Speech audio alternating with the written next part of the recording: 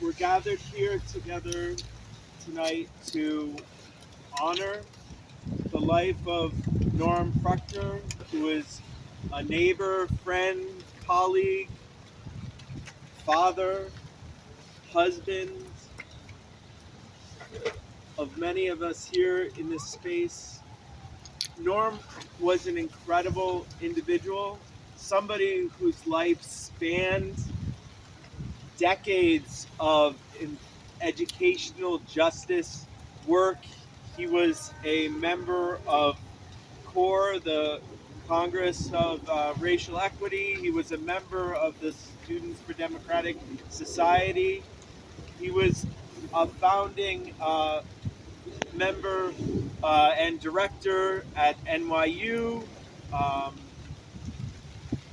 he shaped so many policies, helped organize so many educational groups, including the organization that I'm connected with, the New Settlement Parent Action Committee and the New York City Coalition for Educational Justice.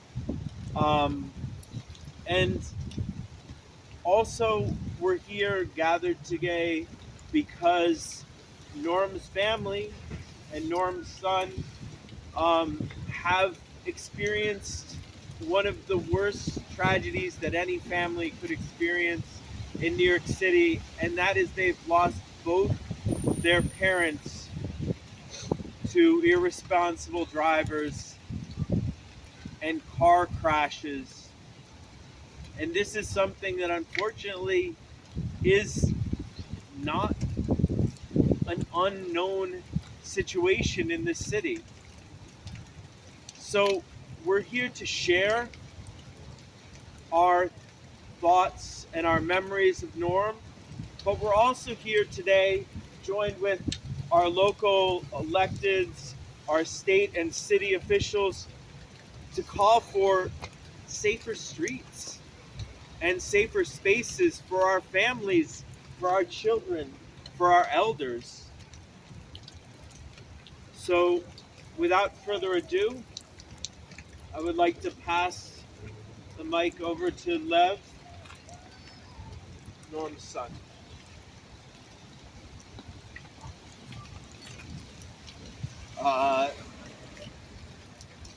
Hello, New Yorkers. It's strange. I'm talking to all of you, but I'm facing over here. I'll try and do that with all the sincerity I can. Okay. Hello, New Yorkers. Thank you for being here. Both my parents, Norm Fruchter and Dr. Rachel Fruchter, worked tirelessly to make our city and the country better. My mom through her public health research on the HPV virus, and my dad through his multifaceted work for our schools. But I'm not here to talk about any of that. No family should have to experience this. Both parents killed, lives brutally chopped off by drivers thinking of their own momentary convenience. 25 years apart, my mom and dad were cut down in the same savage manner, struck from behind by a massive moving metal, just helpless flesh and blood. Probability alone is supposed to guard against something like that. But it's not like they were each killed by pianos falling on them 25 years apart. Right? The situations of both scenes, make it clear that they were killed by dangerous drivers. Okay, a small percentage of drivers who in 2021 were responsible for 59% of the pedestrian and bicyclist deaths in New York City. On the same day that my father died, Margie Salter was killed in a hit and run while crossing her Brooklyn Street, and her daughter, Priscilla Wells, was killed by a driver while crossing Eastern Parkway 10 years before. Let's take a moment right now to recognize another family's pain.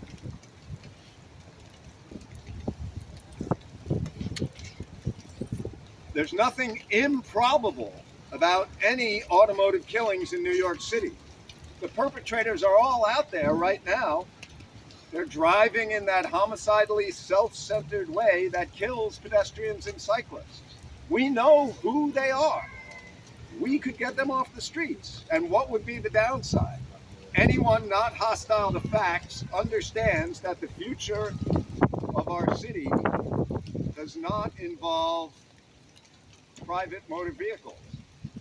Their emissions and their battery components are killing us all slowly, and they could kill any one of us instantly, like my mother, or after 10 days of Christmas suffering, like my father.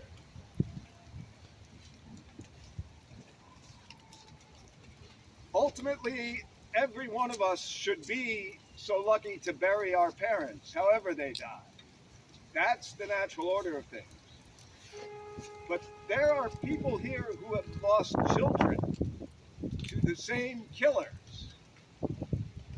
And just take a second to think about that.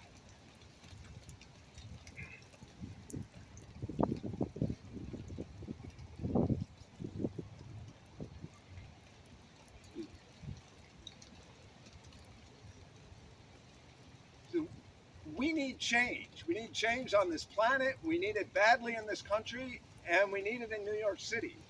And I'd like to thank Transportation Alternatives and Families for Safe Streets for making it so unmistakably clear what that change is. And I'd like to thank State Senator Bernardus and Controller Lander for being here and for working so hard to get these changes started. Thank you very much. Thank you, everyone, for coming out. Thank you, Lev. I'd like to call Fabiola from Families for Safe Streets.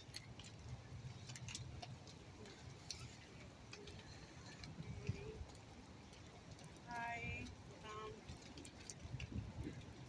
I don't know how to start. This is, I'm just tired, or you know, say I'm sorry to families every single time. I feel like we know what to do. We have the tools to design the streets. We need to make sure that our families, our kids are safe. Uh, my name is Fabiola Mengueta Cuapio. I'm a member of Families for Safe Streets. I lost my son Brian when he was 5. He was born and raised in Queens, New York. Um, I want to say that I give my condolences to the family. I'm so sorry that this happened to you. We need definitely the complete streets. We need the streets, to walk, to buy. We need our streets back for people. The city council district where this crash happened is the top half of most dangerous district for traffic fatalities. Out of 51 when it comes to injuries. Um,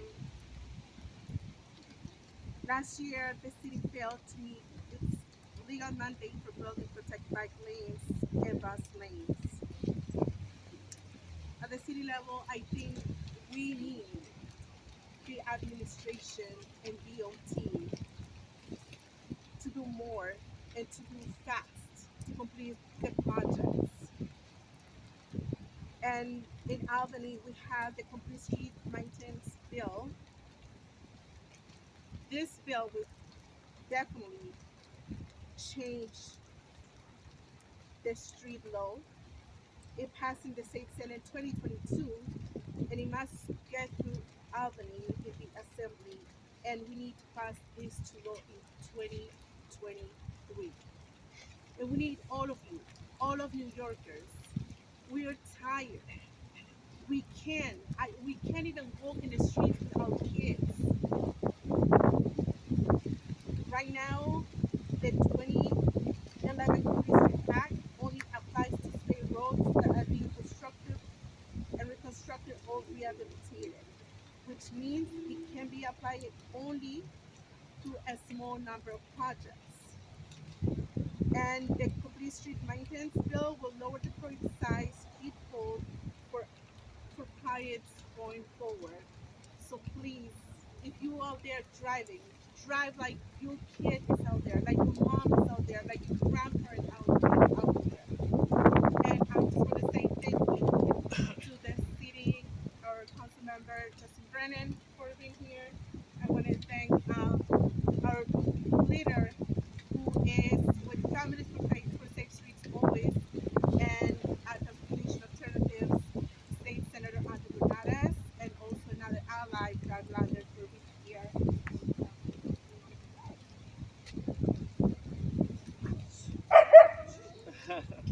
So before we turn to our elected officials, I want to, acknowledge that, Norm's family is here, that Norm's wife Heather is here, and that his stepdaughter is also here, and we respect that they're here and that they don't want to speak. We also want to make space for friends and neighbors who would like to share. This is a moment for folks who'd like to share how Norm may have touched them or how you feel about the community and safety in this community. Before we turn to our electeds, Kathy? Hi, my name is Kate McKenzie. Okay. I live on Senator Street. To the family, I owe such a debt of gratitude as a public school parent for the role model and just dedication that your father had and your mother from a public health perspective. Um, Words cannot do measure to what is really due in this moment. Many years ago, I was hit by a car. I was in the just in Brooklyn, traveling, going about my day. Fortunately, I have no memory of that day, but with my now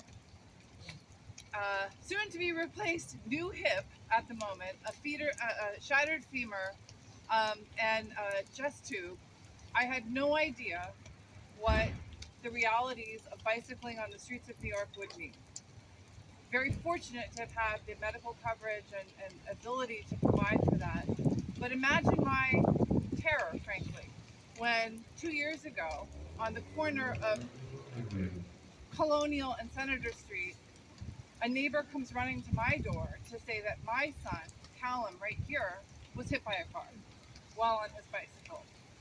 This is just a terror for parents. We have this extraordinary privilege of a park and many more, thanks to our councilman, Justin Brannon. But the ability to get to these parks, the ability to send our kids to our fantastic public schools is at risk when we have to worry about cars and traffic in the streets of New York. Carolyn, is there anything you'd like to say?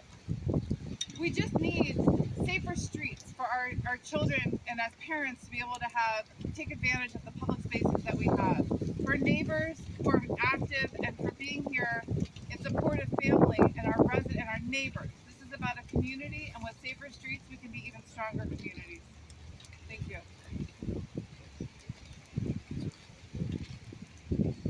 I'm going to make space for our controller because he needs to leave shortly.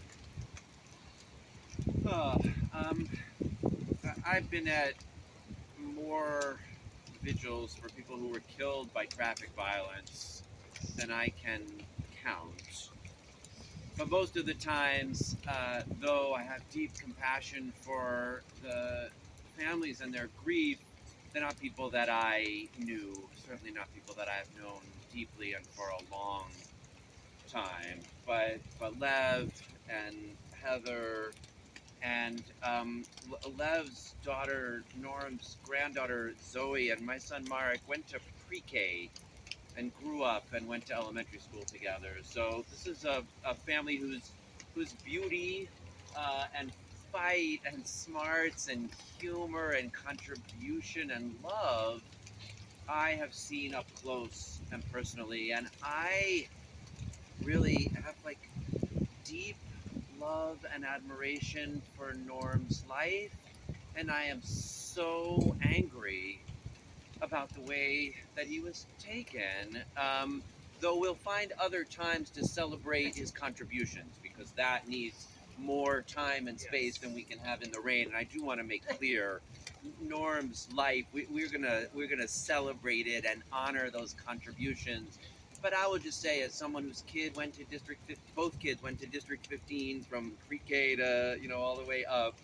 Norm's fierce leadership with the Children of the Rainbow curriculum, making the community school District 15 what it could be, and then leading the fight for educational justice and civil rights in our schools, and giving that vision of schools that could serve all the diverse kids of this city well and compassionately, inspired a generation of education activists across this city.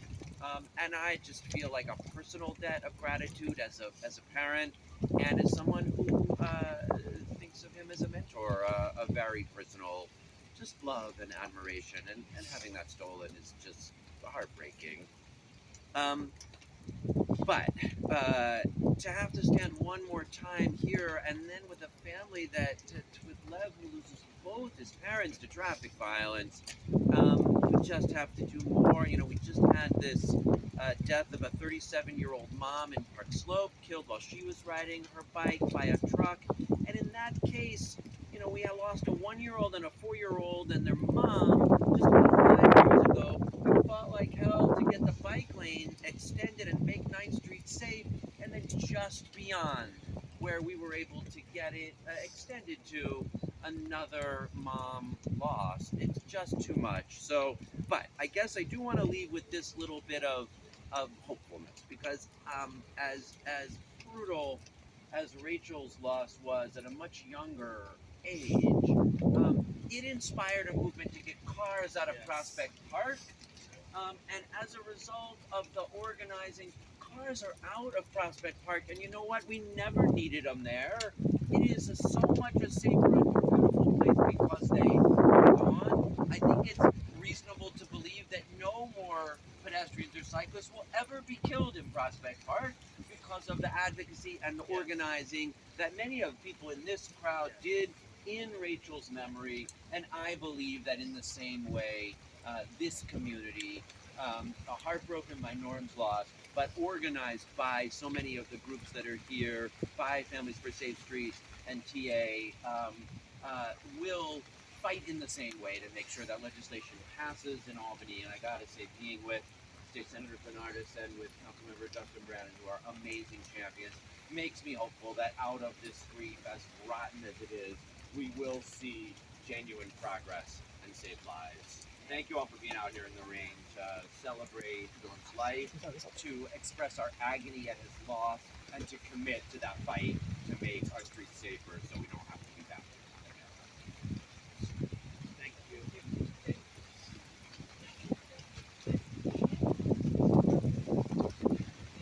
So again, I want to make space. If there is a community member, friend of Norm who'd like to share, we're making this space open one more time before we turn to our state senator and to our council members. If anyone would like to share, please. So I'm Greg Cohen, resident of Brooklyn, and leave it to Brad to find some openness.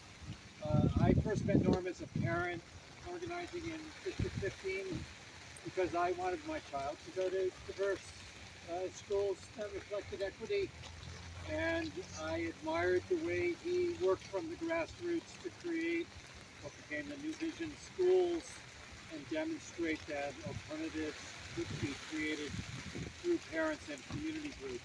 And that inspired me to get involved in education reform. And sure enough, Norm came back to advise me and ultimately fund my project.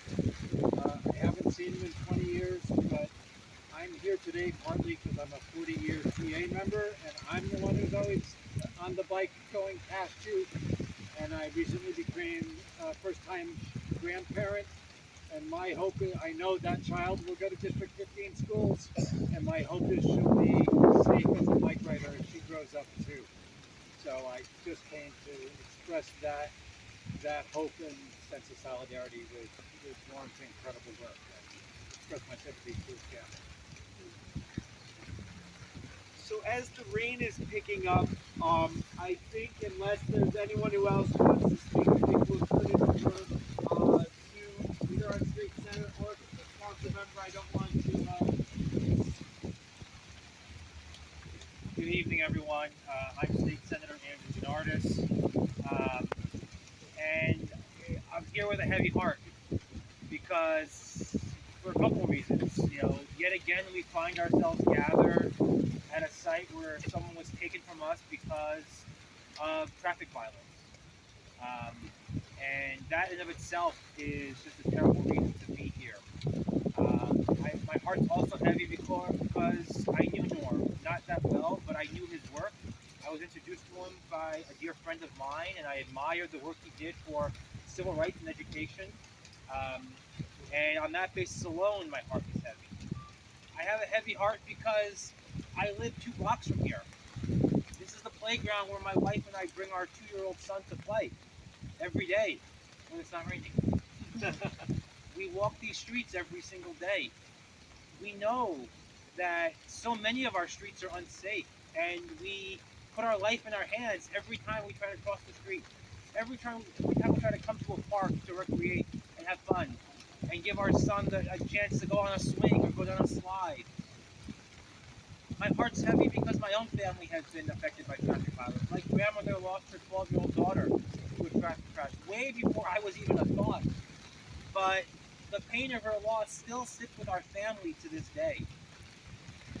And I can't tell you, maybe it's because I come to so many of these, sadly, I wake up at night, nightmares, thinking that one day it's going to happen to my own family again too. And no one should have to think like that. This is not, we are a civilized people, we are a civilized society. There's no reason why we should have to live in fear of crossing the street out of a park, out of a green space, to walk 100 feet to our home. There's no reason for this in this day and age. There's no reason for this in this city. And we know exactly what we have to do. We know exactly how to do it. We just seem to be lacking the will. And that's what pains me the most about being here yet again, is that for some reason we seem to still be lacking the will.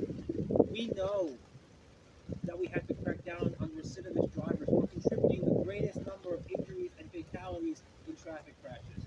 We know we have to redesign our streets and fund the redesign of streets so that we can actually have safe routes to schools, safe routes to parks, safe routes to our stores, safe routes everywhere. We know what's possible. We know what we have to do. We just need the will to do it. And so I'm here yet again as a friend and a neighbor, and also someone in a position to try to do something, to recommit myself to making sure that we live in a city and we live in a neighborhood, we live in a country, frankly, where no one has to live in fear of crossing the street. Not a senior or a parent or a pedestrian of any age, or a cyclist of any age for that matter. And I just want to thank everyone for being out here. My heart breaks for Norm's family. I can't even begin to understand the depth of loss you're all feeling. And just know that this whole community is standing with you. And in his name, as in the name of everyone else that we walk in our streets, that we will continue to do the work we have to do to push and push and push until our streets are safe for all. Thank you.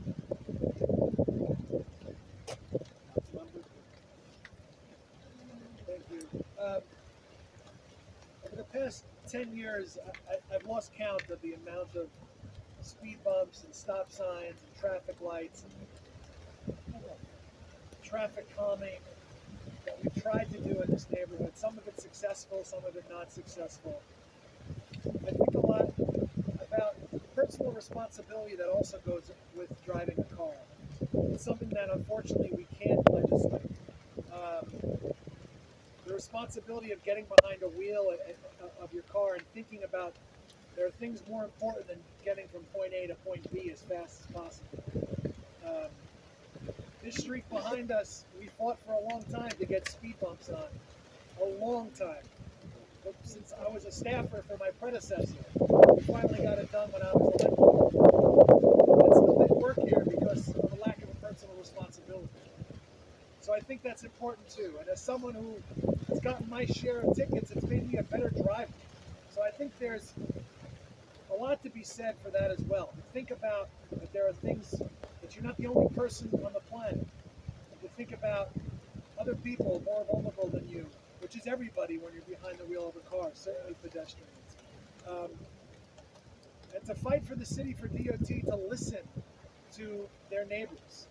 And for me as an elected official to be able to see our community through the eyes of a parent, of a young family, or through seniors has made me not only a better driver, but a better elected official to know what to fight for. We also need the city to listen to us. And when we tell you that we need something done on a particular corner, there's a reason that we're asking for that. And sometimes a study is not going to show you that. But a neighbor, a person who lives on that block for 50 years is going to tell you what needs to get done.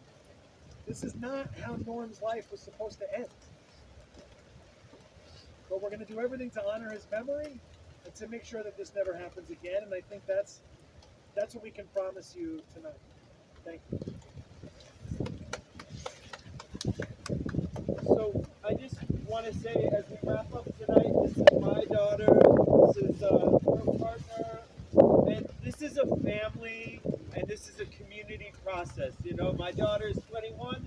She doesn't drive in the city yet because I don't feel safe about her. This is about changing our community and making those safe decisions, but it's also about going to Albany. It's about lobbying. It's about talking to your local council member, to talk to your local senator. It's about organizing in your community like we did to change the safety in Prospect Park and get cars out of Prospect Park. So I just want, if folks, and I know it's COVID, so maybe we don't want to hold everyone's hand, but if we can hold our families' hands and just do a few moments of silence, you know, for Norm and for those who've been lost to traffic violence this year, and to work for change together.